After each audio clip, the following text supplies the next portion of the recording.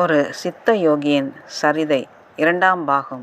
அமரக்கவி சித்தேஸ்வரர் பிரபோதரன் சுகுமார். கண்டேன் குருநாதரை. அமரக்கவியின் அறிவுரை. அமரக்கவி ஒருமுறை என்னை பார்த்து கூறினார், அப்பா, நீ இதுவரைக்கும் படித்த விஷயங்களை அனைத்தையும் ஒரு ஓரமாக மூட்டை கட்டிவிட்டு திறந்த மனதுடன் என்னிடம் வா. அப்பொழுதுதான் நான் கூறும் யோக விஷயங்களை அனைத்தும் உனக்கு புரியும் என்று கூறினார். அமரக்கவியின் வார்த்தையை ஏற்றுக்கொண்ட நான் 1982 அத்துடன் எல்லா யோகா புத்தகங்களையும் எரை கட்டி வைத்தேன். சுய அனுபவம் பெற்ற பிரம்ம ஞானியே தத்துவங்களை நேரடியாக விளக்கி சொல்லும்போது இனி எதற்கு பிற யோக புத்தகங்களை படிக்க வேண்டிய அவசியமில்லை என்று எனக்குள் நான் தீர்மானித்து கொண்டேன். எல்லாம் வல்ல இறைவனின் திருவாக்கு பிரம்ம சிருஷ்டியின் இரகசியங்களை விளக்கும்போது இனி புத்தகங்களுக்கு என்ன பயன் என்ற கேள்வியை நான் எனக்குள் கேட்டுக்கொண்டேன். அமரக்கவியிடம் நாங்கள் எந்த ஒரு சந்தேகத்தையோ அல்லது விவாதத்தையோ ஒருபோதும் கேட்டது கிடையாது. ஒவ்வொரு நாளும் அமரக்கவி விளக்கும் அனுபவங்களை அனைத்தும் எங்களுக்கு புது மாதிரியாக இருக்கும். இடையிடையே தம்முடைய வாழ்க்கையில் ஆரம்ப காலத்தில் நடைபெற்ற குடும்ப விஷயங்களையும் தான் சந்தித்த பேரறிஞர்கள் ஸ்ரீ காஞ்சி பெரியோருடன் பகிர்ந்து கொண்ட அனுபவங்கள், ஸ்ரீ ரமண மகரிஷியிடம் பேசிய பேச்சுக்கள், சிருங்கேரி ஜெகத்குரு ஸ்ரீ சந்திரசேகர பாரதியிடம் தான் பெற்ற அனுபவங்கள் மற்றும் தம்முடைய 40வது வயதில் உண்டான தெய்வீக கனவுகள் என பல சுவாரஸ்யமான விஷயங்களை எடுத்து கூறி கொண்டே வருவார். இதன் இடையே ஆன்மீகம் சுவாரஸ்யமாக இருக்க பிரம்ம ஞானத்தை பற்றிய விஷயங்களையும் எடுத்து கூறுவார்.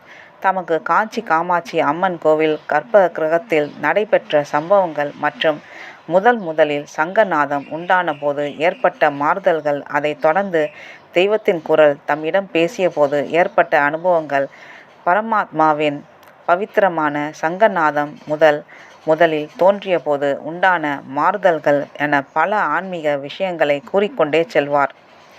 அவை அனைத்தும் எங்கள் மனதில் பசுமையாக படிந்து விட்டது. எனவே நாங்கள் குறிப்புகள் என எதையும் தனியாக எடுத்துக்கொள்ள மாட்டோம். வீட்டிற்கு சென்று டைரியில் சில நாள், தேதி, நேரம் மற்றும் முக்கியமான குறிப்புகளையே குறித்து வைத்து கொள்வேன். இவ்வாறு அமரக்கவி மணிக்கணக்கில் எங்களிடம் பேசிக்கொண்டே போவார். எங்களுக்கு பொழுது போவதே தெரியாது. விஷயங்களை அவ்வளவு சுவாரஸ்யமாகவும் சுவையாகவும் கோர்வையாகவும் எடுத்துச் சொல்வார்.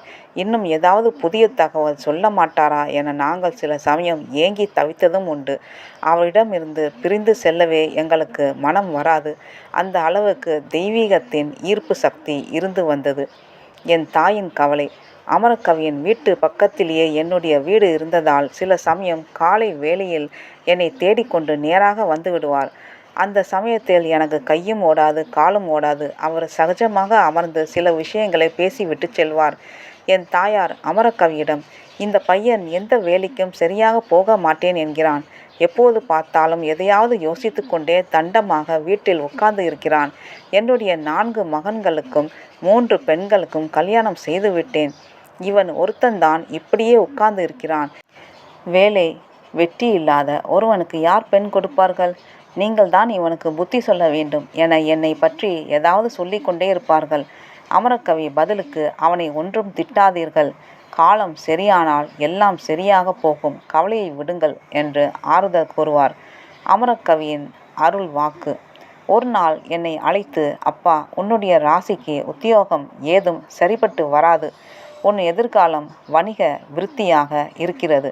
நீ ஏதாவது சுய தொழில் முயற்சி செய், அது உனக்கு பலன் அளிக்கும் என என் எதிர்காலத்தை பற்றிய கணிப்பு ஒன்றை கூறினார். எல்லாம் அமரக்கவி கூறியது போலவே நிகழ்ந்தது. நான் சில வியாபாரத்தில் ஈடுபட்ட போது அது எனக்கு விரும்பிய பண வரவை தந்தது.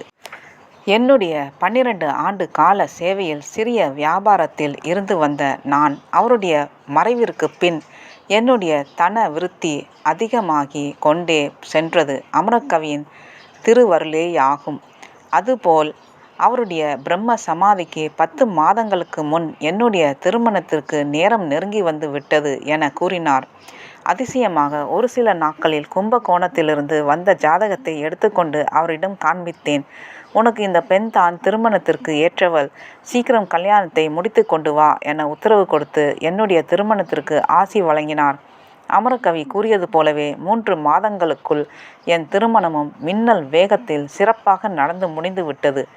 கலங்கரை விளக்கம்: அதுபோல் ஒரு சமயம் நீயும் என்னைப் போலவே பிற்காலத்தில் வீடு எல்லாம் கட்டுவே. அந்த சாமர்த்தியம் எல்லாம் உன்னிடம் நிறைய இருக்கிறது என்றார். எனக்கு தூக்கி வாரி போட்டது. ஏனெனில் நாங்கள் இருந்த வீட்டில் நிறைய குடித்தனக்காரர்கள் இருந்தார்கள். மேலும் நீதிமன்றத்தில் பல வழக்குகள் வேறு இருந்தது. இதையெல்லாம் எப்போது முடித்து நாங்கள் வெளியே வந்து வீடு கட்டுவது என எண்ணி நான் திகைத்து போனேன். ஆனால் மகான்களின் வாக்கு என்றுமே பொய்த்தது போவதில்லை. அமரகவியின் பிரம்ம சமாதிக்கு பின் 7 வருடங்கள் கழித்து எல்லாமே அதிசயத்தக்க வகையில் நிலைமை மாறி அதன் பின் நான் அடுக்குமாடி குடியிருப்பை கட்டிக்கொள்ள அமரகவியின் திருவருள் பல வகையில் பக்க பலமாக நின்று துணை புரிந்தது. இதுபோன்று அமரகவியின் அருள் பல வகையிலும் என் வாழ்க்கையில் கலங்கரை விளக்கம் போல் அமைந்தது என்னால் மறக்க முடியாத சம்பவங்களாகும். அது மட்டும் அல்ல, என் ஆன்மீக அனுபவங்களிலும் பல திருப்பு முனைகளை சந்திக்க பேருதவிகள் புரிந்ததை நினைத்து பார்க்கும்போது என் மேனி சிலிர்த்து போகிறது. இதை பற்றி ஒரு தனி புத்தகத்தை போடும் அந்த அளவுக்கு ஆன்மீக அனுபவங்களை பல வகையிலும் அள்ளி தந்துள்ளார்கள். அமரகவி எங்களிடம் அடிக்கடி ஒரு விஷயத்தை மட்டுமே தெளிவுபடுத்தி பேசுவார். அப்பா, எனக்கு குரு என்ற ஸ்தானத்தில் ஒருத்தரும் கிடையாது.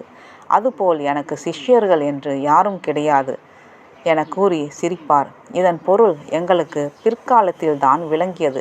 நிஜானந்த போதம் நூலினை படிப்பவர்கள் அனைவருமே அமரகவியின் சிஷ்யர்கள் என்பது எங்களுக்கு புரிந்தது. அந்த அளவுக்கு அவர் மனித குலத்தின் மீது அன்பையும் கருணையையும் செலுத்தி வந்தார் என்று கூறினால் அது மிகையாகாது. 1982ஆம் வருடம் முதல் என்னுடைய 23 வயதில் அமரகவியிடம் பழகத் தொடங்கிய நான் சுமார் 12 வருடங்கள் 1993ஆம் வருடம் வரை அவருடைய முதிர்ந்த 87 வயது வரை அருகில் இருந்து சேவை செய்யக்கூடிய பாக்கியம் எனக்கு கிடைத்தது தெய்வத்தின் செயலேயாகும். நன்றி, வணக்கம்.